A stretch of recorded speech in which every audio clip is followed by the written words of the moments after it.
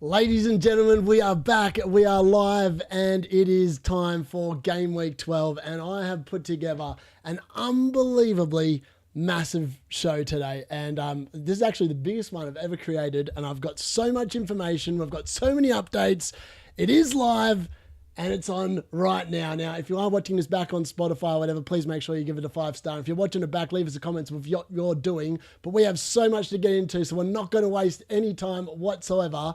And we're just going to dive straight in because I'm telling you guys, this is going to be biblical. So let's get on with it. So the fixture difficulty rating, and this is the most important part. Now, lots of people, and we're going to look at form versus fixtures a little bit later on. And I'm telling you that this season is all about the form. It's not about the fixture. And yes, I grant you that Liverpool's fixtures look pretty good and everyone reckons they're really amazing. But if we really delve into them, they've got Nottingham Forest at home, they've got West Ham away, and they've got Sunderland at home, they've got Leeds away. Of those 4 fixtures, and everyone will probably say that those 4 fixtures are probably the best fixtures on paper, right? I'm not going to sit there and argue that they're bad fixtures. The problem is that the 2 really good ones are away from home. West Ham away, Leeds away. Those kind of fixtures are where I could see Liverpool conceding goals. Then you look at Nottingham Forest at home, Sunderland at home. All you have to do is look at the Nottingham Forest games last season and you'll know that they can score against Liverpool. Sunderland, as a lot of people keep on seeming to think that they are easy fixtures when they are away, they are not. They're not easy fixtures. I still have Crystal Palace at the top of the fixture difficulty rating because I just think that those fixtures, yes, 3 of them are away, 4 of them are away, but they're really good. Like, the Greens pretty much all the way through. I mean, they've got Man United as well, and I expect them to score against Man United next week, so I don't see that as an issue. Man United's fixtures, I've got second. Now, if you looked at the thing, I think Bournemouth, when they come in game week 16, are going to be cannon fodder, just based off what they've been dishing up away from home. I also think Everton are going to be spanked, but I've got them still as a great difficulty because of the fact that they have actually started the season quite well. But it's Man City and Aston Villa and these other teams like Brentford that have got amazing fixtures that people just aren't quite talking about because I think they're scared. And I'll admit that I'm a little bit scared of Villa assets, which is why I'm not going there myself. But that's why I'm not going for Liverpool because I just don't rate what I've seen. They've lost 5 of their last 6 games. How on earth can you say that they're a team in form? They're not. They've lost 5 of their last 6 in the league. They've got injuries galore. They've literally got 5 fit defenders. I just don't rate them. I don't rate them at all, and maybe it's my bias, maybe it's my Man United bias coming up, but we can all agree that Leeds, Wolves, West Ham, they have fixtures that are going to haunt them, and Leeds are going towards the bottom of the table pretty quickly, I reckon, and Wolves, I don't think, are getting off 20th place, and West Ham also are not overly fabulous either, and Fulham, I hate to say it, folks, if you're a Fulham fan, with Muniz being out till the new year and just having Raul Jimenez up front, I think that they are in real danger as well of dropping into relegation fodders. So, yeah, I'm not sure. But yeah, that's what I would say on that. That's the fixture difficulty rating. And let's get into the press conference update. So hopefully most people have joined now and let's get into it. So Sunderland. Alderetti's back. He obviously played during the international break, so he's fine. He's back from concussion, so if you've got him, he's good to go. Reynaldo apparently will be ready. He came back with a slight issue, but I'd take Lebris at his word and basically that he'll be good. He gave an update on Diarra, but Diarra's nowhere near, and realistically, it's probably going to be the second half of the season before he gets into the thing. Now, into the Chelsea news, and this is a little bit funny. I mean, Cole Palmer's out with what I reckon, and they won't admit it, but I reckon he's had osteitis pubis, which is the groin injury, because that is very debilitating and you can't really play on it. But just as he gets better, he decides he wants a couple more weeks off and goes and fractures his toe by stubbing his toe at a door at home. I mean, when I read that today, I was like, are you actually for real? I've stubbed my toe at home, but man, he must have really stubbed it to fracture your toe. I mean, pretty sloppy from Cole. I don't know what he was running around the house for, where you've got a sore groin. How are you stubbing your toe? You shouldn't be moving very quickly. But essentially, he's going to be out for at least the next 3 games. Neto Enzo Bashadili are all fit for Burnley. Now, whether Enzo picks him is another story, but based on what he's done with Chelsea team selections, and Luke, thank you very much for sending this to me before. He sent me a really good voice chat. I think Neto's a lock because he loves him, and he basically sees 2 players per position. Now, it was Garnacho versus Gittins on the left, and Gittins is injured, I think, so you'd think Garnacho starts there. Then it's Neto versus Estevao on the right, and he's going to start Neto. So, unfortunately, Estevao, as good as he was in the international break, probably not getting a game here. It's the 10 position that's really interesting. Does he play Liam Delap and then play JP in the 10? That would make sense. But then they've got Barcelona 3 days later. So again, that's really hard to gauge. And he hasn't seen Caicedo yet. So Caicedo played 180 minutes during the international break. He's back in Chelsea, but he hasn't trained. And I think he's meant to be seeing him later today based off what I gathered from that. And Lavia is still out. And it was really funny. During the international break, there was a story that broke that Lavia was potentially being used in the Garnacho transfer. And we basically said we don't want him because he's always injured. And here he is. He's always injured. On to West Ham, Baqueta is suspended for 1 week, so if you've got him, he's a red flag. He's not going to be changing, unfortunately. Mavropanos, Fulkrug, and Potts are all recovering. And basically, he just kept on saying they are recovering. They are recovering. He actually said it, I think, 4 times in a row. They are recovering. So what that means, whether they're going to be fit, who knows, but they're pretty much recovering. On to Burnley. Brodger avoided serious injury, and he's been on the grass 2 days already this week and probably will be on the grass again today, so you'd imagine he would be fine for this fixture. Hartman is also available. He missed the international break or withdrew from it because of an illness, not because of an injury, so he's sweet to go. On to Leeds. Internationals all returned unscathed, and basically what Daniel Farke said was not one player injured. I mean, that is news to everyone, but realistically, who is relying on their Leeds assets over the coming weeks? Probably, if I had them, I would be selling them. So, yeah, I don't think they're really relevant at the moment. On to Liverpool. Alisson is on course to return, so barring any injury mishaps at training between now and when they play tomorrow, then he's good. Bradley's out for 3 weeks, 22 days. He's got a muscle kind of injury. Wirtz has also got a muscle injury, but from what I could gather from Slot's press conference, I feel like he's only going to miss the game and he could actually be available for the Champions League. So whatever Wirtz has got, it must be completely minor, and it's not that bad. Frimpong, nowhere to be seen. He's probably on the same time scale as Connor Bradley in terms of returning. So he then talked about Gomez and potentially Gomez. I'm just going to turn that up really quickly because I'm getting hot here. Gomez, he basically said he's played twice, 290 minutes in 2025, which is kind of scary.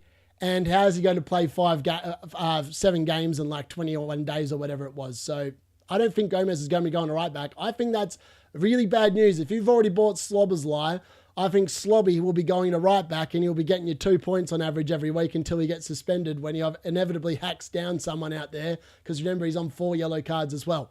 On to Brighton. Matoma remains a doubt despite returning to training. I'd say he's still 50-50 probably.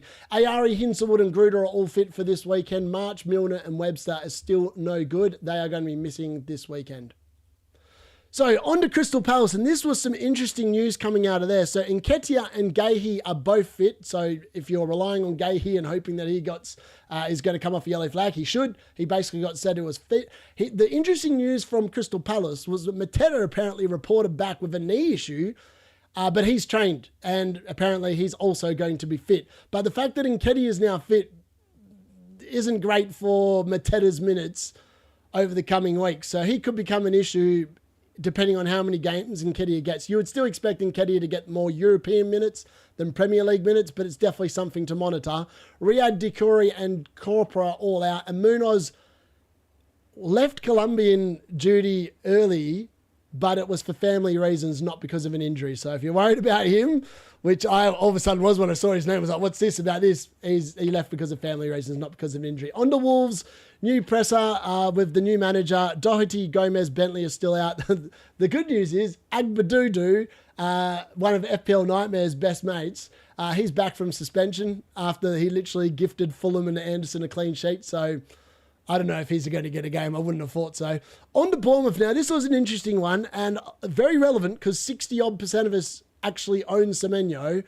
Apparently, Semenyo is a wait and see. It's not a massive injury per se. Apparently, it's an ankle. It's not a muscle. So based on what he said, it was very much, actually, it was really weird because Iriel is normally really honest. He basically said that Kluivert and Doak are out. I just think that he was a bit fed up with the line of questioning in terms of Semenyo. There's bids coming in. Is he going to be here in January? I think he was just sick of it and basically just gave a very pointless answer, to be honest. So yeah, I think Semenyo plays. If you wanted my reading of that press conference, I think Semenyo will play. And to be honest, they kind of need him to play because of the other injuries to Kluivert and others. On to Aston Villa. Emery said Cash, Konza, Anana and Bugatti are to train tomorrow. So that's good news. I did see that somehow Matty Cash, after I pumped him up, became yellow flagged. I was like, are you kidding me? The only definite absence is Tyrone Mings. So yeah, if you've got him, that's unfortunate. On to Fulham. Muniz is out, hamstring surgery till the new year. Robinson's still out with a knee injury. I don't know when he's going to be back. And Lukic, which is very relevant to the Anderson clean sheet potential, is out of this fixture as well, suspended. So Fulham's chances of keeping a clean sheet, pretty much zero, because Lukic did a lot of the work, and even then they were still conceding to almost every other team. But I've got a treat for you about Fulham a little bit later on. I don't want to spoil it just yet, but I've got a little bit of a treat for you. On to Spurs, Bergvall, Sarr, Koala Bear, Koala Mani, are all available. Kudos, Gray, Davies and Takari have trained, and I'd imagine they're going to be monitors up until the North London derby. I'd imagine they all play. I'd imagine Kudos plays. The rest probably aren't making the starting lineup. Solanke and the rest, like Kulusevski, Madison and all them, they are still out. No sign of them. And then on to Nottingham Forest. Wood, Louise, Bakwa, Aina, Zinchenko, Awoni and Gunn are all out of this fixture against Liverpool. But I don't think that's going to matter because Hudson-Odoi could return and rip Szoboszlai at right back, an absolute new arsehole. So I reckon that's probably going to happen.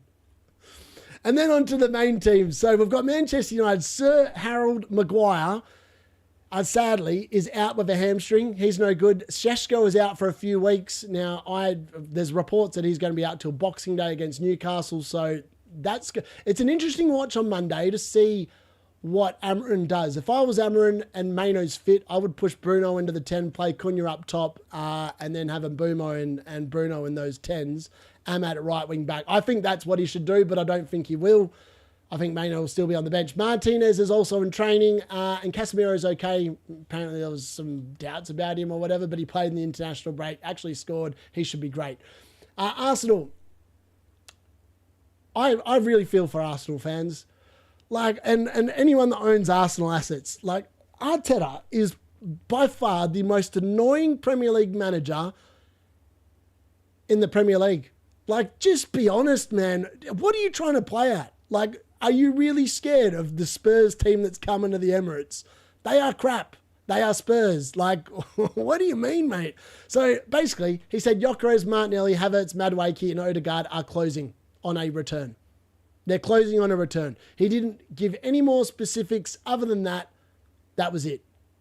What he did say, though, that Calafiori was yet to train, that I take it that Calafiori will be fit, based off that he's yet to train, because knowing Arteta, that's exactly what he means. And he's trying to let Gabriel Otis down slowly. He basically said Gabriel is out for weeks. He's going to be out for at least a month, maybe even 2, I reckon. If David Ornstein, as to quote Mark Goldbridge, has dropped a bomber, then I believe David Ornstein, because he rarely gets it wrong. So, yeah, that's what I would say about that. Moving on to Man City, and this is interesting for anyone that is going there. I'm going there next week. Pep Roulette is ready to spin, boys and girls. Everyone fit outside of Rodri and Kovacic, and he basically gave lots of praise to O'Reilly, which is never a good sign. He gave lots of praise to Newcastle, not a good sign either, and then he gave a bunch of praise to Haaland as well. On to Newcastle, some interesting news coming out of there. Livramento and Gordon are very close to a playing comeback. Burner's obviously suspended for the game, and he's out of my team, and good riddance, never again, almost. Pope is also fit, so if you're relying on him to play and get that inevitable 10 points when Man City don't blank, that would be funny, because I don't think many people will be playing Pope this week, unless you've got Dubravka as your other goalkeeper. He's going to be fit. Wissa is still out, and realistically, based on what I've seen, I don't think Wissa is going to be a problem for Walter Mata owners for quite a substantial amount of time still. On to Everton. Branthwaite and Patterson still remain out. They just seem to be the never-ending outers at this moment. Raul has undergone a hernia operation. And basically Moyes said he's out for weeks. Now, if you've done a hernia, and anyone knows if you've done a hernia and you've had an operation on it, you're out for a substantial amount of time because you can't actually do any gym work when you've had a hernia, or you've got a hernia, or you've had it operated on. Otherwise, you just re-injure it. And then on to Brentford finally. Carvalho, unsadly, has joined Milambo with season over. So he's also done his ACL. So that's very unfortunate news for him. Aja is good to go. De Silva is still out. So that brings us to the end of all the press conference information. And there was a lot to decipher through there. But there's a lot of stuff that I'm just going to sit there and bring a knife and just go straight through you all, folks. So let's have a look at what I prepared for you. So smoke and mirrors. This is what I want to start. Now, normally post the international breaks, particularly in game week 12, if you look historically, game week 12, there's always a bunch of flags. It's like the last meaningful international break before like the real season begins, when we don't have a break until like February or March next year. I think that some of these players are legitimately smoke and mirrors. I fully expect Semenyo to play tomorrow against West Ham. I would actually say that I would be shocked if he didn't play. So I just think that what Iraola did today, he basically said, waiting and seeing, that is the definition of going, oh, maybe he'll play, maybe he won't. And then he'll roll up and probably score a hat-trick. I hope he doesn't score a hat-trick because I'm not captaining him. But I think that that's realistically what's going to happen. So I just see it, a whole bunch of smoke and mirrors. And I think that's going to be the case with a lot of players this week. And there's going to be other players that we haven't heard anything about at all in the presses today. They're probably in the embargoed section, and that gets released probably early tomorrow morning or at stupid o'clock UK time tonight. I just think he plays. I actually think he plays. I think this is pure smoke. I don't think it's mirrors. I'd be shocked if it is. I think for other players though, and roulette, and we're going to talk about that very shortly, I think that is a lot more relevant than Semenyo missing. I think Semenyo's, I would say, if I had to put money on it, it's a 90% chance he plays, 10% he doesn't. So, on to the big talking point. And look, I have seen, and this is unbelievable, that Virgil van Dijk is scheduled to rise in price tonight. Now, I covered this in my transfer tips video this week. For the love of me, I don't understand it. I do not understand why you would waste 5.9 million when you can buy a 4.5 million option that literally does the exact same thing and has comparable fixtures. Now, as I talked about before with Liverpool's fixtures, Nottingham Forest at home and Sunderland at home, I actually think they concede in both of those games. West Ham away, Leeds away, they're away fixtures. West Ham have scored 3 goals in back-to-back home fixtures. I think they're scoring against Liverpool. Plus, Paqueta won't be suspended for that game. And we've seen Liverpool's defence this season. They get torn apart. Now, I've heard the arguments that Alisson Becker's going to make them a whole lot better. The difference is that Marshmallow, Mamajashvili, however you say his bloody name, he hasn't actually made any mistakes. He has not been at fault for the goals that Liverpool are conceding. They've just been rubbish. They've been walked through in the midfield. They've got idiots that don't know how to defend at right back and left back. And Virgil van Dijk's aura, if it ever existed, and I don't think it ever did, I think it's just people were scared of him, it's gone in the bin. He's looked woeful. We go back to the Community Shield and we watched Crystal Palace just dance around him like he was nothing. And I think that's just the case. He is 34 years old. The drop-off is there. Liverpool's defence looks like a shambles. They clearly spent £150 million on Isaac or whatever it was and wasted the money. They should have invested that money in their defence, because now they've got Roulette playing upfield. They can't get Isaac minutes because he's not fit. But then if you bench Ekitike, well, that's unfair on him because he's been brilliant as well. I actually really feel for Ekitike. I think that if he knew that Isaac was going to go there, I reckon he went to Newcastle. I really doubt that he would have gone to Liverpool if he'd known that this would have been his lot in life. Then we got Szoboszlai. He's almost a non-option now. He's going to be playing at right back because he basically came out in his presser today slot and basically said he didn't trust Gomez. So do you really want to buy Szoboszlai when he's going to be sitting at right back, getting rinsed? He's on 4 yellow cards. He's 1 away from a suspension. All he'll be doing is doing an Anderson. He'll be getting 2 DC points every week probably, because let's be honest, that's when he gets all his DC contributions, is when he's playing at right back. but he's not going to get any attacking returns. And he's probably going to get booked and miss a game and probably miss one of these nice fixtures. So I don't think he's an option either. And then we've got Cody Gakpo. Now, of all the three, I think he's the realistic, the one where I go, I could make a case for bringing in Cody Gakpo. Like I had him at the start of the year. The only quandary I've got about him is that when Wirtz is fit, I think Wirtz plays. And we've seen already that Wirtz can play off the left and Slot's more than happy to make that happen off the left. I think that is a consideration to be had. And that's why I just think Liverpool's fixtures and the way their form has been, I just think they're in a void. I'll just come out and say it. Until they show me consistent form over like the next 2 to 3 weeks, I've actually got zero interest in going anywhere near them. And yes, I might be a genius or I could be an absolute idiot, but I think on this one, I'm a genius. Actually, let's just default to the card. Let's ask the card if the D-Unit's a genius. Is the D-Unit right about Liverpool? Yes, he is. There we go. All right. On to the next bit. Is it time to put these players in the bin? Now, I think it's close. I think it's close to putting I think if you've got Paqueta, this is a very easy jump-off point. He's obviously suspended for this game, and West Ham's fixtures go south very, very quickly. And I don't think he's going to be getting a lot of points. The only good thing to say about Paqueta is he's served his suspension. So unless he gets himself a red card, he's going to be fine for like the foreseeable future. He is on penalties, but how many penalties are West Ham really going to win? And he is capable of the odd worldie, and he's been also capable of getting the odd DC contribution points. But I just don't know if I'd be going there. Now, Semenyo, I think he's a hold. Now, if you've got him, and a lot of people might be tempted to sell him because I don't know why, but I feel like this is a fixture where he's just got engaged. His girls said yes.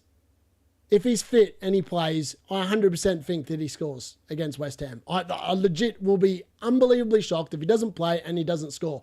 But I think realistically, this is his last week that you should have him in your team. And I'd argue the exact same thing for Enzo Fernandez. Now, Enzo Fernandez, unfortunately, he's flattered and then just deceived with the points. Now, he's had really good underlying numbers, really good XG, really good XA, and he's just blanked. He's literally been dodging points for fun. And the only good thing is that when I was weighing up whether to get him, I didn't get him because I would have bought him and I would have got blank after blank after blank.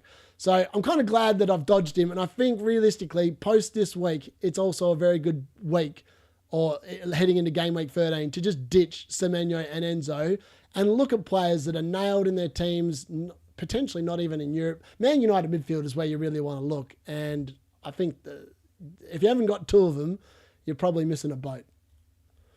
So are you feeling lucky? It is officially the roulette season.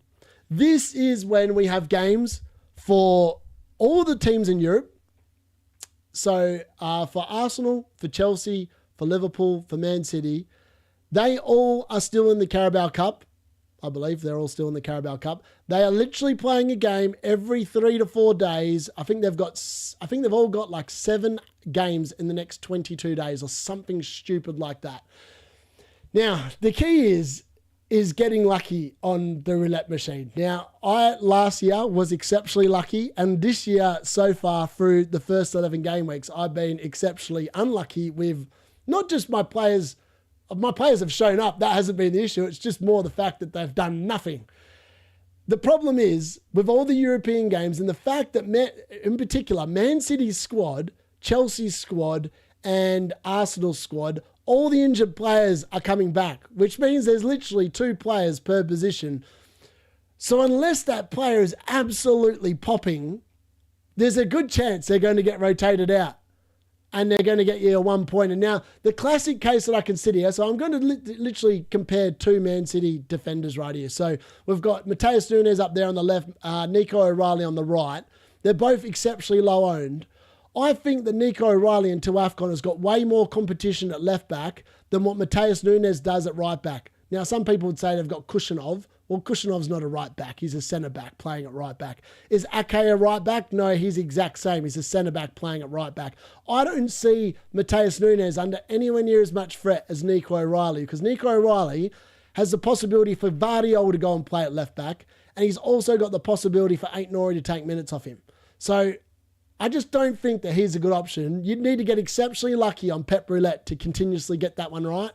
And Doku's going to be in the similar boat to like Cherky and Reinders. The one player I think this season, from what we've seen so far, that's immune from Pep Roulette is actually Phil Foden. He's literally been playing 90 minutes every single week. It's like he's been earmarked and his form's been actually really good. So it's really hard to see Phil Foden getting dropped, which is why I'm so hot on him for next week. Now, I've got Saka and Calafiori here. Now, Calafiori does not play midweek games. If you go back and look at the Champions League, I owned him in UCL Fantasy. So I know this because he didn't bother to show up for me 3 game weeks in a row or 3 match days in a row. He just doesn't show up in midweek football. So when it comes to game week 14 and you've got Calafiori, don't expect him to show up because he won't. I guarantee he will not show up. It'll be Hincapié, it'll be Lewis Skelly, it'll be someone else at left back in that game. Eze is obviously going to come under increased pressure, and Saka, people keep on sitting there saying Saka's an amazing option, he's going to be really good. Well, when Madueke, Havertz and all these players are back, they need to be playing games or else they're going to be no good to Arteta. What does that mean? That's going to equal reduced minutes for Saka. That's 100% what it's going to equal. You're going to have to sit there and hope you get a bit lucky. And then we've got Chelsea assets. Now, João Pedro, Reece James. Reece James is very much a very classic case of Maresca roulette. You just don't know what you're going to get. So I think that that is something you're either going to get really lucky during this period of time or you're going to get exceptionally unlucky. But just prepare yourself. If you go there, and I'm going there, you need a good bench. If you have a Mark Gui sitting on your bench, you cannot afford to go and play at the roulette table. If you've got a strong bench, like I've moved to this week myself, you can afford to go there because if they don't play at all, you're getting someone actually that you wouldn't mind playing off your bench. And that's the key thing. If you're feeling lucky, by all means do it, but make sure you've got some backup waiting on the bench for you. So are fixtures overrated? Now, this season, more than any other season, I actually think they are. Now, I've sat there. I can tell you my unluckiness this season. I started with Nottingham Forest double defence, game weeks 1 to 5, because they looked amazing on paper. They got 0 clean sheets. I had Ollie Watkins for game weeks 1 to 4, 1 to 5 as well. Guess what? He got me 1 goal on that period of time off what was the easiest fixture ticker going. Then we have like Sunderland, not easy fixtures, but doing really well. Then we've got Liverpool who are just making a bath of everything. And I just think that this season, it's more about the form. Like Arsenal have had a hard fixtures, right? They've still kept the most clean sheets out of everyone prior to Gabriel obviously going down injured. And that's got to count for something. I think this year you want to be targeting the players that are actually in form. And yes, I know fixtures can breed form, but so far this season, that hasn't been the case. Now, it might turn around and that might change. I'm just not convinced that it actually does. And that's why I think that everyone jumping on Liverpool assets this week is going to be in for a rude awakening when, I just think that Slot is having a David Moyes season in his 2nd season. I can just concede they're going to have, they're in transition. That team is in transition. They bought so many new players. They're not going to click this year. They'll click maybe next year. But this year, I think, is going to be a write-off. They'll struggle to finish top 4, I reckon, this year. That's just my personal take on it. And I think people are being hoodwinked by what they think are good fixtures when you're picking a team that's not in good form. And as I said, have we learned nothing from West Ham, Forest and Villa already this year where they just did nothing and they had really good fixtures? Sometimes the fixtures this year are just not doing the job.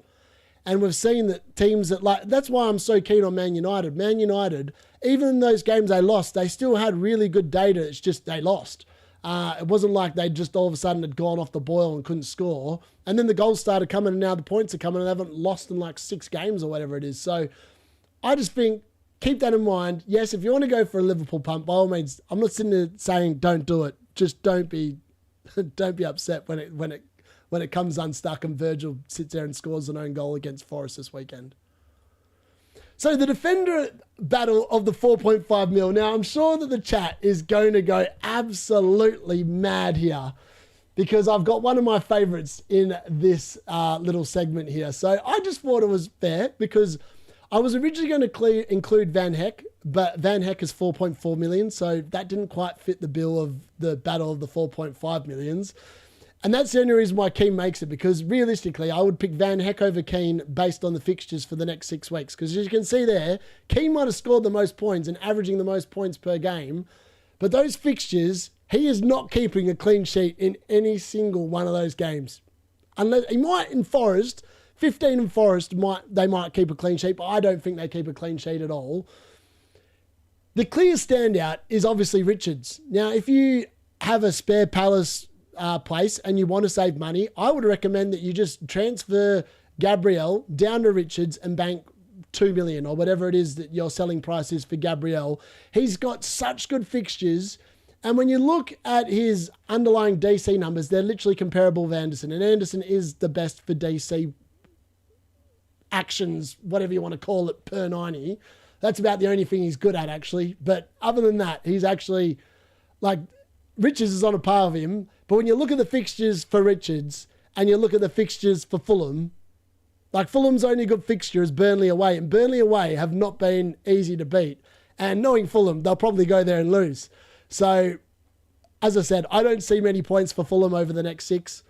Sunderland at home, I think they lose. Tottenham away, they lose. Man City at home, they lose. Crystal Palace at home, they lose. Burnley away, they might draw. They could be relegation fodder. That's why I don't like Anderson. There is no clean sheets on the horizon there at all. Now, my boy, Sepp van den Berg, he's the one I like. Now, the XG per 90, he's due a goal. And I reckon that in the fixtures I'm going to be playing him, which are 13, 16 and 17, I think he scores a goal in one of those 3 games. Based on the chances he's already had this year, against those weaker teams, I can see him getting one of them 15-pointers. And like I'm literally committed now to a 3-man defense because I've literally got 8 attackers I want to play every single week. So I just need 3 good defenders every single week. And I've looked at my team and I'm going to have pretty much 3 good defenders every single week. So for me, it makes sense to just take a punt on Van den Berg because not only does he rack up the DC contributions quite a bit, he's got 5 compared to Anderson's 7, like 5 games to 7. He's not too bad for underlying ones as well, but he's got goal threat and he will score a goal. Whereas Anderson sits there and he flatters and he deceives and he does nothing except disappoint and rack up his DC points like they're going out of fashion. But 3 points every week is not going to beat 1 week of Sepp van den Berg when I'm playing him on field with a 15-pointer. Anderson would have to sit there and pull one miracle out of his ass, and he has not scored in about 2.5 seasons now. So I just don't see it. And that's why I think Richards is definitely the standout if you've got a Palace spot. But I just think Brentford, and you could look at a Villa one as well, like Matty Cash is 4.6, Luca Dean's 4.5 if you wanted to go there. Cons is 4.4. I don't mind Villa fixtures as well. It's just for my own team, the fixtures for Brentford just line up better. And they're all at home, and Brentford is so much better at home. So I like him. I've bought him in. So there we go. Hot take. So this is the next one. Now, 3 weeks ago, I said that Saka would beat Bruno. Sorry, no, I said Bruno would beat Saka. Now, prior to last week, where Saka pulled one out of his ass, I was correct. Bruno has been smoking Saka, per se, pretty comfortably. And the stats are actually pretty comparable. Like, Bruno's obviously way better for DC points. Now, Saka's average or points per game was way lower prior to last week. So it's very much skewed by that 12-pointer against Sunderland. And I just think with the fixtures coming up, Bruno covers Saka pretty damn easily. Like, when you look at them, I just think that it's a bit of a no-brainer. If you want to save 1.2 million, go to Bruno Fernandes. He doesn't have Europe. Saka quite often gets injured or seam of a limp. Bruno never gets injured, plays 90 minutes every single week. He's on penalties, and Man United seem to win a lot of them with the players we've got, whereas Arsenal, they seem to win them more in the UCL than they do in the Premier League, and I don't know why that is. Maybe they get some dodgy handballs in the UCL. They've literally got the same amount of ownership. I just think if you compared them right now, save 1.1 million, go for Bruno. I just don't think Saka's going to be getting the minutes with all the players coming back. And the fixtures outside of 16, and remember, I'm free hitting in 16, so I'm going to have him in game week 16. Other than that, I think he's an easy, just see the door. Bring in Bruno. Bruno just looks sexy, doesn't he? So on to my captains for game week 12, and these are the top 8 players I think that you can captain. Now, I was originally going to cover Munoz, Semenyo, but we don't know if they're going to play. Well, we think Munoz is going to play, but I just couldn't do it after the Gabriel debacle last week with the 1-pointer. I couldn't bring myself to put another defender in here. So Semenyo, I was going to cover originally, but because of the flag, I didn't. Enzo, Garnacho, Cunha, they're all particular options you could go to this week. Realistically, outside of Haaland, who has actually got a pretty bad fixture historically for him, he's only got 1 goal and 3 assists against Newcastle in 6 Premier League games. I'm backing against Haaland because I think that he scores under 10 points this week. I think potentially he could score. I only think he gets 1 attacking return, and we'll get to my score predictions later. I reckon his cap is 9 points this week, and I just think that where I'm going with captaincy is going to beat him. So I'm actually backing in Bruno. Bruno's got a very good record against Everton. He's fresh off a hat-trick against Armenia in the last game in the international break for Portugal. Why not go with a player in form? Now, obviously, the Palace boys are going to be quite popular this week as well. Sarr and Mateta have really good underlying numbers. They really both should have scored against Brighton as well. And I just think against Wolves, I think Wolves concede a lot of goals in this game. So I wouldn't be surprised if they sat there and did really well as well. I mean, if you got Salah, you're probably captaining him because why do you own him if it's not to captain him in the next 3 or 4 weeks? But I really don't rate him as a pick. And then João Pedro. I mean, the card picked João Pedro as captain in game week 11. What game week am I on? 12. 11. And it beat Haaland. So the card actually beat Haaland. I didn't. So there you go. Sometimes the card knows best, and I've got no clues. But for me, I'm going with Bruno. At the moment, my vice captain's Mateta. I might actually change my vice captain to Mbumo post the press conference updates as well. But that's where I'm looking. And I just think this is the 1 week before you just auto pick Haaland for a few weeks because there's no reason to bet against him next week. I think Leeds are the kind of team where he will score a hat-trick. I think the big question is, do you want a triple captain in game week 13? That will be the topic of conversation next week rather than the free hit. So over the chat, if you've got any questions through the first part of the section, please whack them in now. I'm going to sit there and start answering some. And hello to everyone that is in there. I can see the chat has been exceptionally active. So any questions leading up to that you want to ask, by all means, go on there. Hello, Shane. I see you in the chat, buddy. Liverpool are definitely conceding. I would agree. No Delip mentions, no, I don't rate the Man United defence. I'm a Man United fan. I don't rate their defence at all. Until I see clean sheets, I'm not going there. Yeah, the fixture congestion for Palace is horrible. I would agree. MF said. Fulham and Anderson are bold bar. Yeah, they are. The most palm injury ever. It was. Trig was sucking his toe too hard. I love it. Rush to the front door to collect this chippy order and bang. Love it.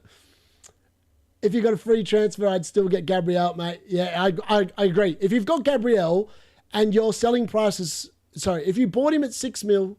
6.2, 6.4 or 6.6, sell him tonight. You'll lose team value otherwise, and there's no point holding him. He's going to drop multiple times between now and when he's back. You can just buy him back for cheaper. I think Bruno Guimaraes can get a lot of points, upcoming fixtures. Yes, he could. I've got him in my draft team, actually. Van Dijk has become Ice Spice. Love it. Clyde Noy with Viraola. Yeah, I know. It was a very unhelpful interview, that one, for sure. Hurts being over 50. Just got your latest news. Just check if you're just joining late, the news is right at the beginning. Go back and check. Would I buy Mbumo? Yes, 100%. I would definitely buy him. What was the news to Semenyo? Yeah, Semenyo is pretty much a wait and see. Why not both? I like it. Haaland hasn't scored last time against Liverpool for a while. Scored. Yeah, I know. Stats are quite often can be pointless. You bang on correct, Gamer Fanatics. Mikhail will still be a good pick for the... now, this is a good question. Cal Murphy. Wait till you see what I've got later on about that with the Pubcast differentials I'm about to show you. Quickfire 4 5 Gabriel replacements. I would go the 4 I've just put on screen. Vandenberg, Cash.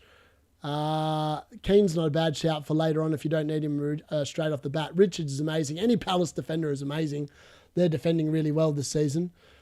Bowling to a dead Gooey to fund a King to Cunha pump with my 2. Yeah, I don't mind it. Would you think of Gabriel to Mukiele? Yeah, I love the Mukiele shout. Mukiele and Sunderland's defence are really good. If Semenyo is not available, who would I bring for the bench? Voltamata or Rodon? Danbert? It's definitely Voltamata. Cunha most likely, who is playing striker. Yeah, I would suggest it's probably Cunha. All right, moving on. So, memes of the week this week, and we have some absolute brilliant ones, and I hope Rahi's in the chat. Because, baby, have I got something for you. Look at what this emoji is in the chat. I need to find it. It's in here somewhere. There it is. That's for you, baby. I'm having a bit of fun. You can thank Luke for that one. I was sitting there. I knew that you knew something would be coming, so I'm waiting for his response in the chat, but it should be really funny. Hopefully you take it in the right manner. Actually, Rahi's actually a really good looking bloke. Everyone thought that he probably looked very different to that, but I just thought that was really good. So obviously we did hit 4K subs over the week as well. So thank you to everyone that has already smashed the sub button. If you haven't and you're watching us back, please consider doing so. We are on the route to 5K now, which is kind of exciting. My aim at the start of the season was very optimistic, was to get to 10K. But if we can get to 5K by Christmas, we're actually on track. So that's pretty cool. Obviously, Arsenal players recovering in the injury ward. That was a pretty good one.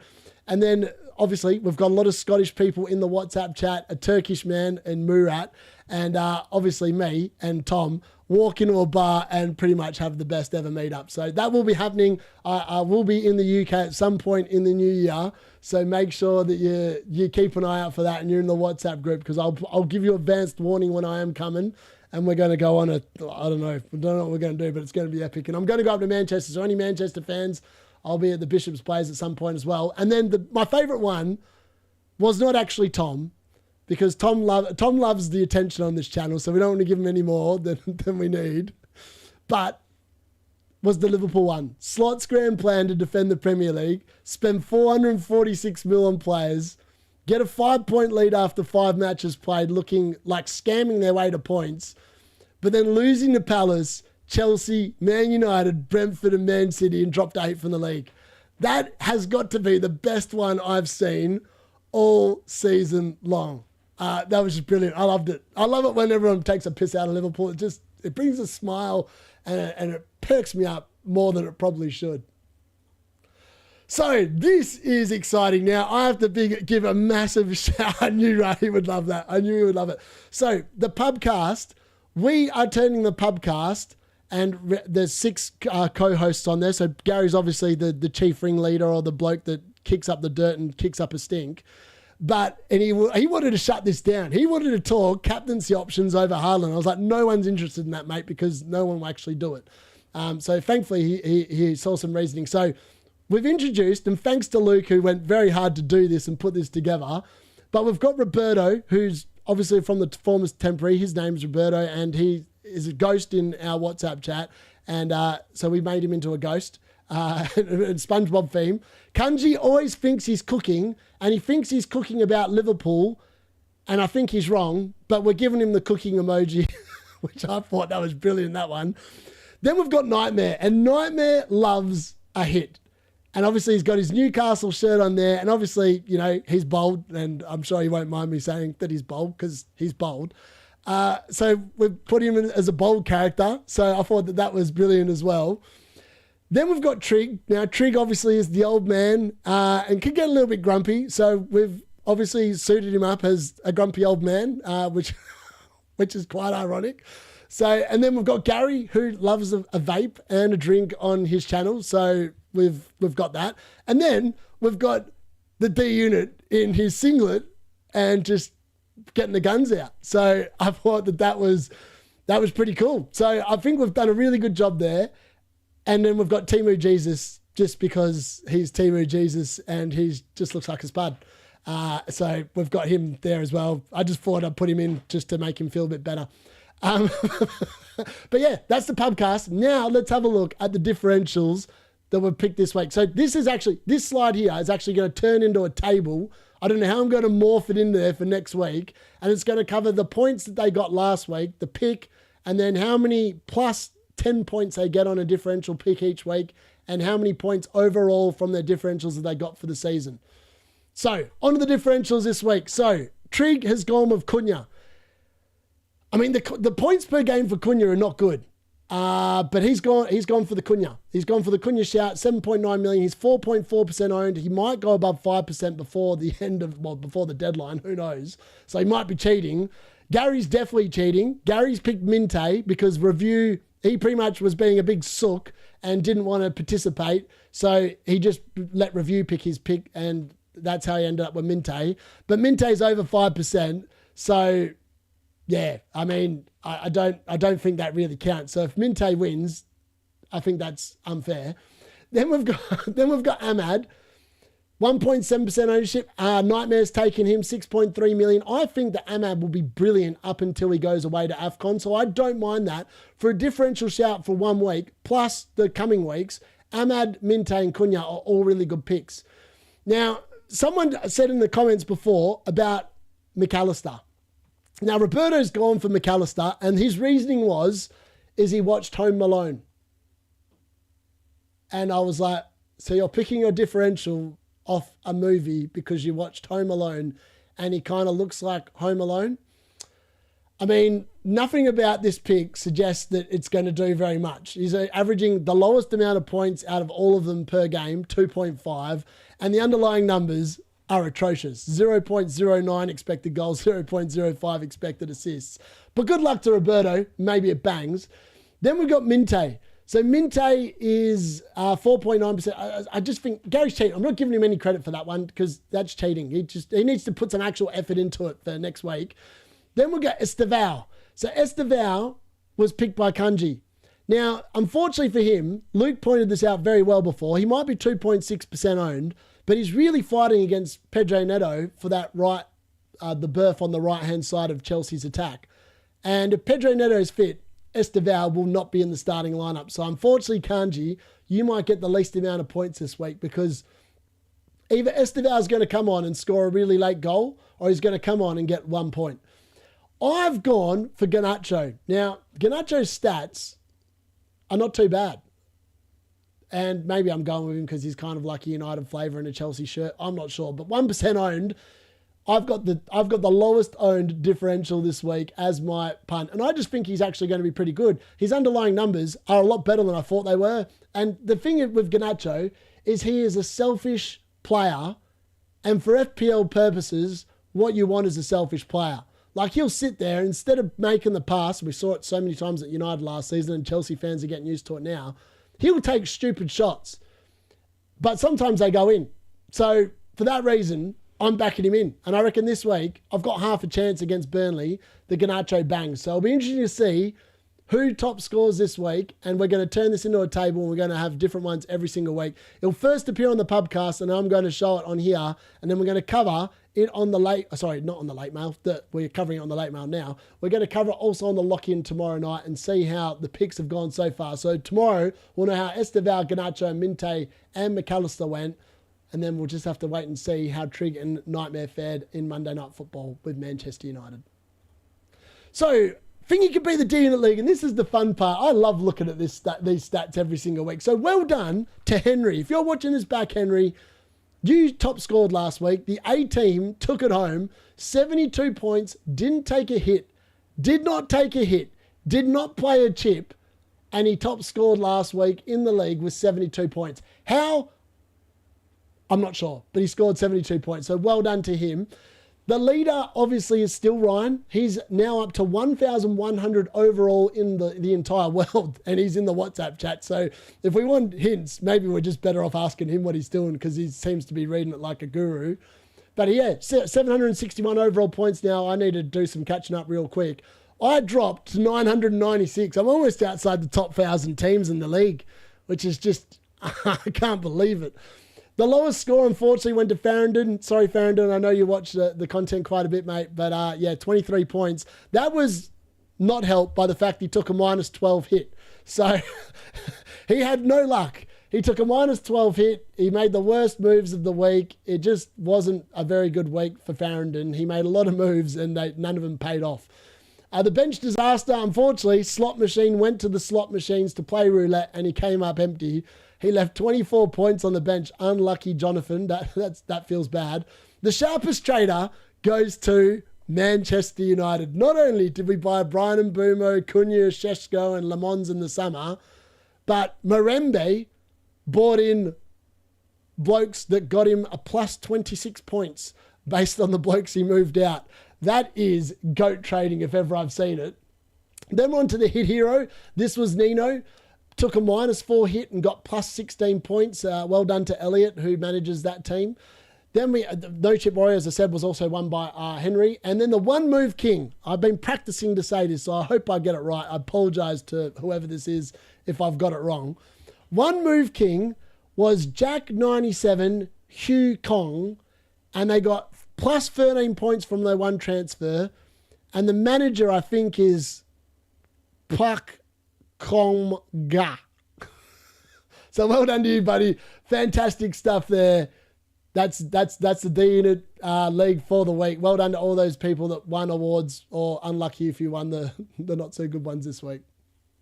So on to my score predictions this week, and this is where it gets interesting. Get your score predictions in the chat because I'm intrigued to know how many of you agree with what I have come up with here with. So I don't sit there and use any predictions because I think Rob T predictions, sorry Rob T, you make really good graphics and a lot of people find them useful. I find them completely inaccurate almost every single week, and I do my own. So I'm going for a 2-0 Chelsea win against Burnley. Hopefully Chalobah gets a goal before I sell him. It might actually prevent me from selling him if he did that, but that would be nice. But I'm going with a clean sheet, hopefully, and they should account for Burnley, you would think, in the early kickoff. Now, I was going to change the Bournemouth-West Ham game post listening to the press conferences, but I'm sticking with 3-0. I reckon Bournemouth win comfortably still. I don't think West Ham are actually that good, and they go away from home, and Bournemouth are so much better at home. I just think that they can't take care of business. I reckon Semenyo scores at least one in this game as well. On to the next one. I knew there was something I'd forgotten to do. Brighton. I'm going with a Brighton win against Brentford. Now, I'm not overly confident with this, which is why I think I haven't underlined a team to win. But I think Brighton just nip it. Not by much. I'm not convinced they win it by much, but I'm going with 2-1 there.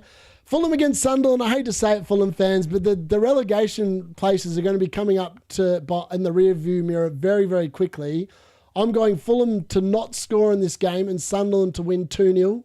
And just to den all those Anderson owners again that are probably playing him this week. Then on to the big one, and this is where it gets a little bit controversial. Now, I think Nottingham Forest beat Liverpool 2-1. I don't know why. I've just got a sneaky suspicion that with all these people bringing in Virgil van Dijk, what is going to be in the offering? A Virgil van Dijk own goal, no DC, and he ends up on minus points. I don't know why. I've just got a sneaky suspicion Nottingham Forest take care of Liverpool. So I reckon 2-1. Wolves Palace. I just think Wolves are done. I think they are cooked. I think Wolves finish 20, no problem at all. I think Crystal Palace smoke them 4-0. I reckon they smoke them 4-0. Now, the Newcastle-Man City game is interesting. Now, I've watched Man City away from home this season, and they went okay against Arsenal, obviously drawing that game there. They were pretty woeful against Aston Villa away. And they went to Wolves, and Wolves had opportunities to score against them as well. And they obviously only beat Brentford 1-0 away. I just think that St. James's Park, Newcastle need a response. They've got actually fullbacks fit and available now, so there won't be Dan Burn getting rinsed on the left-hand side because he got himself sent off, the idiot. But I think they'll score. I think Man City score, but I think Newcastle do them. I don't know why. Nightmare, I think, talked me into it, so that might be slightly biased by what Nightmare said. But I'm going to give him the benefit of the doubt and go for 2-1 here. Leeds versus Aston Villa. I hate to say it, Leeds. When you've got Dominic Calvert-Lewin starting up top or the like, you're probably not going to score against half-decent defences. And I think Aston Villa now, we've got to say they have got a half-decent defence. So I expect Villa to probably win this 2-0. Wouldn't surprise me if Ollie Watkins got a brace after everyone's literally just turfed him. Arsenal versus Spurs. Now, I know I said on the final plugs that this will be a ball fest. And I'm not convinced it's not a ball fest. But I think there's goals for both. Based off the injury updates today, I'm going to go 2-2. I don't know how Arsenal are going to score their goals because I don't know who's going to be fit. But I think Spurs score a couple of goals as well. And then on to Monday Night Football, which will all be joining me live for as we watch the Man United-Everton game at 4 a.m. on Tuesday morning, which I'm very excited about. Man United to win that game 4-1. I don't think they keep a clean sheet, but I reckon they spank Everton. I don't know why. I just think they're going to spank them. So on to my hot takes for game week 12. Saturday night watch along is going to be a goal frenzy, folks. I reckon there's 5 games at 3 p.m. this week. It's incredible stuff, which means hopefully there's going to be a few shots being had on stream. I just realized I forgot to get someone at the shops today, and that was some more what do you call it, Frangelico. Monday Night Football is going to go bang as well, so make sure you tune in for that. There will be a special live watch along on Monday because Man United are playing, and I'll be watching. This is a week where hits will pay off. I'm taking a hit myself. We're going to have a look at my team very shortly. Expect Wolves to lose comfortably again. I think they're done. I think they're done. They're championship bound 100%. Haaland is going to be beaten by Bruno again in the captaincy stakes. FYI, I've got a 100% record captaining Bruno over Haaland in terms of Bruno outscoring Haaland. So, touch wood, it happens again. Virgil and the Liverpool defence to blank as Forest raid the crumbling Anfield fortress. You heard it here folks. You heard it here. Oh my God. You heard it here first, folks. I don't know why that was so hard to say. But I really think Liverpool blanking this week. I don't know why. I've got a feeling. Newcastle to fix the Man City stats by winning. I mean, Newcastle have horrendous stats versus Manchester City. If you want to go and have a look at the history of that fixture, I think Newcastle have won it once in like the last 16 games. And I don't think Eddie Howe's ever beaten Man City. So, records are always there to be broken. I got a feeling it gets broken. And then a midfielder, one Bruno Fernandes to be the player of the game week, getting an absolute monster haul for the D. And I'm due a big captaincy haul, and I reckon it's coming this week, boys. So on to my team selection, and this is it. This is confirmed. I have taken a -4. -4 has been locked because Thiago's rising in price tonight and Gabriel's dropping. So Gabriel and Mark Gui have been shown the door, and now I feel quite confident because even if Maresca does some dodgy roulette and Chalobah doesn't play tomorrow, I've now got Mukiele to come off the bench. If Semenyo doesn't bother to show his ass up, then I've got Thiago to come off the bench. And all of a sudden, the team I'm pretty happy with. Like, if Semenyo doesn't play tomorrow, a lot of teams are not going to probably have a good player coming off the bench. I'm going to have Thiago. And it sets me up really well moving forward that I'll be able to sit there and just pick who I think has got the better fixture and play them. So I think the hit, and like this is a good week for my team to hit because my team looks so good this week on paper that I think I can cover the hit quite nicely this week. So that's my plan, is to do that. Bruno Fernandes obviously is the captain, and we're rolling with that. FYI, we're going to look at the cards team very shortly as well. But the card doesn't own Bruno Fernandes, and it's made some interesting moves this week based off a bunch of weird card tosses I did earlier on. But that's what we're doing. That's how the team is looking. That's locked. The only conundrum I've got, and I can't believe I'm still thinking about it, is, and you'll see what the card calls are very shortly, but I am tempted by benching Haaland for Thiago, which sounds ludicrous. I know it sounds stupid, but there's part of me that wants to do it. I don't know why. I do not know why, but there is a small chance that I potentially might go there this week. So, how did the card calls go on with the chat in game week 11? Well, they went pretty damn well, to be honest. There was actually 5 correct compared to 3 wrong. So, obviously, James versus Chalobah was the worst one. And obviously, in Dye versus Mbumo, that was quite bad as well. But it picked Marino over Cunha. It picked benching Gakpo over Haaland. It picked Szoboszlai, who beat Semenyo by a magical 2 points. FPL Pubcast, Gary, actually beat FPL Harry last week as well. So I don't know how the card called that, but it did. And Munoz captain smoked Mateta captain. Munoz obviously got 6 points and Mateta got 2.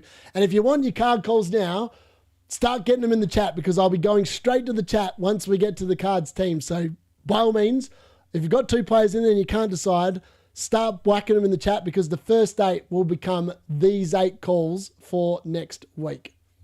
Oh, this week, sorry. So the cards team, this is what the card has done. The cards team actually looks pretty good this week on paper, well, the starting 11 anyway. So it did not go Foden to Caicedo. It went Gabriel to Lacroix, That's actually incorrect. I knew there was someone I'd forgotten to do here. So actually when Foden to Caicedo happened in game week 11, game week 12, it's actually moved Trossard to Saka. I don't know why. I offered it to move to Bruno and it picked Saka, so make of that what you want. But essentially, the card has picked Saka to come in for Trossard just because of the minutes risk more than anything else with all the other players coming back. And obviously Gabriel had to leave and it's decided to double up on the Palace defence, which... Again, you never know. I mean, I went through a bunch of players, and eventually that's the one it landed on, and that's where it's gone. So it's also picking Brian Mbeumo as captain.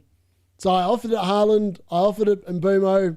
Obviously, I offered it Mbeumo because I ended up on captain, and I offered it Saka, and I went with Saka vice captain. Haaland didn't even get in the top 2 this week based off that. I remember last week the card captain João Pedro for a double 8 points. So.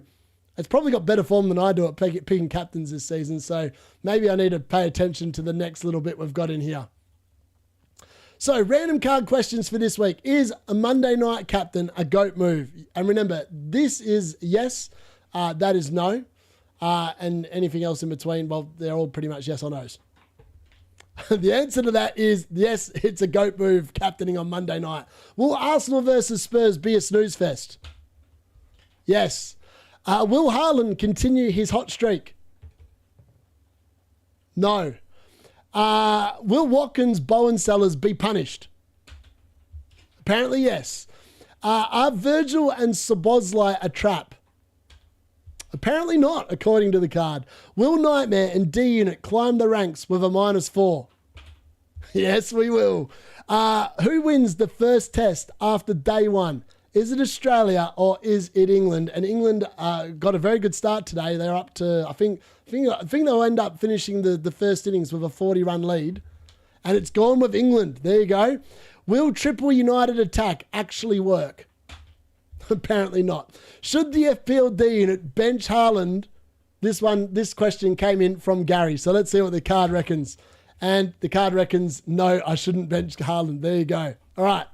On to the actual card calls this week. So it's Szoboszlai versus Sarr. Remember, the player that's on the left is that side. The player that's on the right is that side. Szoboszlai versus Sarr. I can't believe it. It's gone with Szoboszlai. The card's off to a stinker here. Canade versus Virgil van Dijk. It's gone with Canade. Thiago versus Haaland. It's actually gone with Thiago. Casemiro versus Ahmad. Casemiro, it's landing on the same. Mbeumo captain versus Bruno captain. Wow, Mbeumo captain. Shard versus Minte.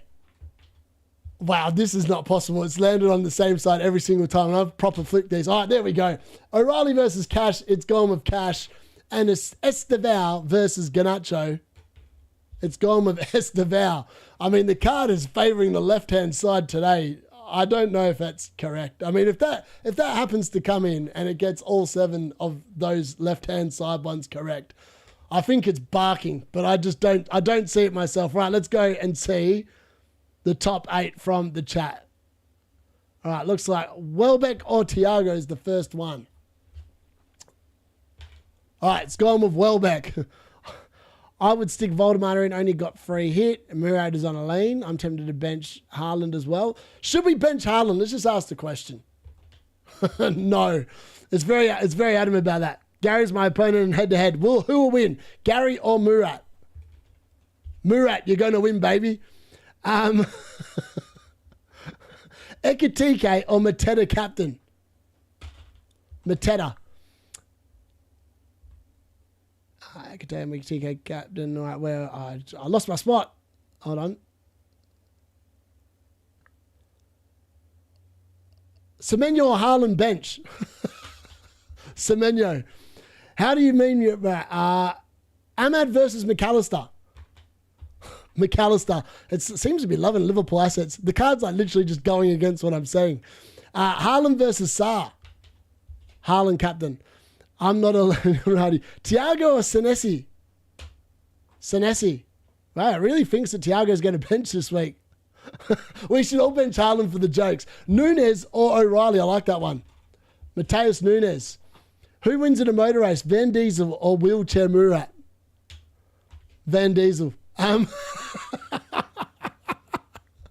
That's brilliant. All right, I think I've got a bunch there. Get any last questions in. The good news is, folks, is that tomorrow we are back for the live deadline stream.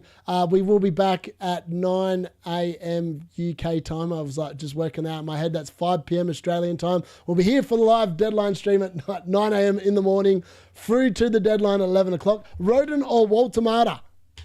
Rodon, apparently. Gakpo or Bruno Fernandes? Bruno Fernandes.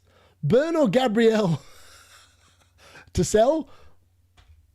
Gabriel. Well, look, the card knows that Gabriel's cooked and Burn's coming back in the near future. I like that. All right, so most people, judging from the chat as well, I'm just going to quickly end that poll while we have a look at it. So most people have 1 to 2 players that are currently flagged in their team. 65%, 3 to 4 flags for 17%, none 15, and 5 plus I'm stuffed. 3 people have that. That's unfortunate, that is. Bench out of Thiago, Van Dijk and Senesi. I'd bench Van Dijk. Yeah, I'd bench Van Dijk. Big one. Green or red arrows for us this week? Green or red arrows? Green! Yes. Show some love for the live late mail, folks. Unreal if it goes in this form, Darius, and it's a crap. Thank you very much, Luke. He does a lot of work for me. Like, I wouldn't be able to put this all together without Luke's help behind the scenes. So big shout out to him as well. If you still have wildcard left, when would you use it? Now. I would have used it as soon as the international break started. I would have used that and trying to make some money off it. Semenyo or Bruno captain? Bruno captain. Look, the card likes Bruno captain except against Mbumo. So maybe Mbumo's going to outscore him, but Bruno's still going to be sexy this week. Just joining Semenyo or sell with his flag or just play and work. Actually, let's ask the card now. What is the card thinking about Bruno versus Haaland? Bruno.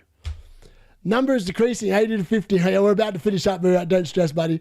Anyone in the WhatsApp, make sure to call out Team of Jesus not showing up. I know. I think he's actually going to Malugu, or I think they've gone to watch live music tonight, a DJ, from my knowledge. But yeah. All right, folks, on that note, if there's no further questions, I'll wrap it up there. We'll be back tomorrow, 9 o'clock in the morning, UK time, for the live deadline stream for Game Week 12. And then we'll have live football all night tomorrow night. We're going to do Burnley versus Chelsea. We're going to do the live 3 p.m. watch-alongs. And then we're going to watch Haaland blank against Newcastle United before we then go over to the FPL Pubcast for the lock-in. So make sure you join. I'll see you all tomorrow. Thank you very much. If you are watching this back, make sure you leave us a like on the stream and drop us a comment as well. And that being said, folks, good luck and let's get some green arrows this week. That's been the late mail for Game Week 12. Done and dusted. Put in the book, baby.